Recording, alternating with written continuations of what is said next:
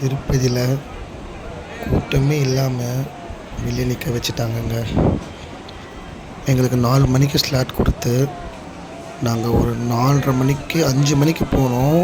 ஆனால் எங்களை 5 மணிக்கு அலோட் பண்ணல. விஐபி தரிசனம்னு சொல்லிட்டு எங்களை வெளியே நிற்க வச்சுட்டாங்க. அந்த விஐபி தரிசனம் 5லேருந்து 12 மணி வரைக்கும் தான் போகும். ஆனால் 12 மணிக்கு மேலே தரிசனம் பண்ண சொன்னாங்க.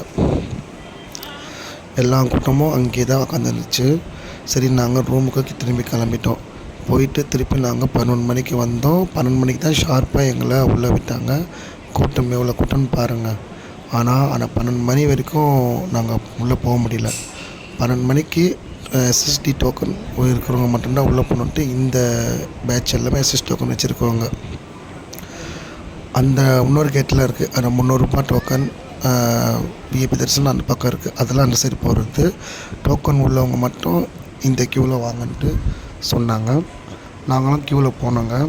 ஃபஸ்ட்டு இருந்த மாதிரி இப்போ திருப்பதி இப்போ இல்லை. க்யூவில் போகிறோம், கொஞ்சம் தூரம் போகிற வரைக்கும் ஃப்ரீயாக போச்சு. அதுக்கப்புறம் போக போக போக போக லைனு டஃப் ஆச்சு. நின்று போச்சு. அரை மணி நேரம் 1 மணி நேரம் ஆச்சு.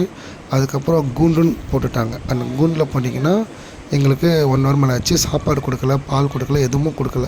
ஃபஸ்ட்டாவது நம்ம லைனில் நின்னா கூண்டில் போட்டால் எல்லோரும் சாப்பாடு கொடுப்பாங்க, பால் கொடுப்பாங்க. இப்போது எதுவுமே எங்களுக்கு ப்ரொவைட் பண்ணலை. அப்புறம் என் பொண்ணுக்கு பாப்பாவுக்கு பசி எடுக்க ஆரம்பிச்சிச்சு.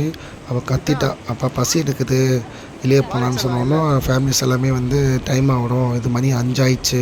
12 மணிக்கு உள்ளே போனவங்க நாங்கள் 5 மணிக்கு தான் அந்த கூண்டுக்கு வரோம். அப்புறம் சாமி தரிசனம் எப்போ பார்ப்போம்?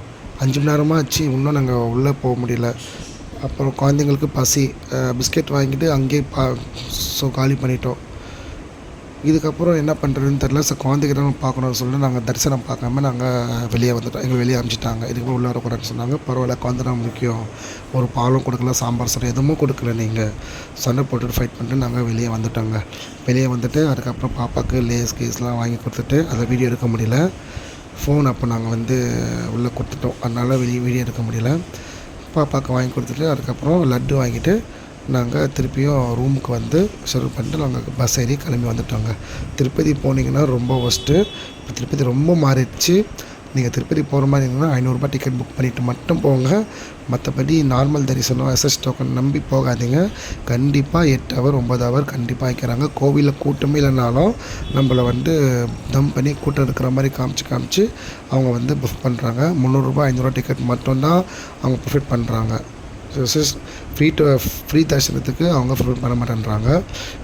குழந்தைங்களுக்கு போனீங்கன்னா சாப்பிட வச்சு கூட்டிட்டு போங்க. எல்லோரும் வாங்கிட்டு குழந்தைக்கு சேஃபாக சாப்பிட ஏதாச்சும் வச்சு இட்டுன்னு போனீங்கன்னா நீங்கள் போயிட்டு வரலாங்க. மற்றபடி திருப்பதி ரொம்ப ஒஸ்ட் ஆயிடுச்சு.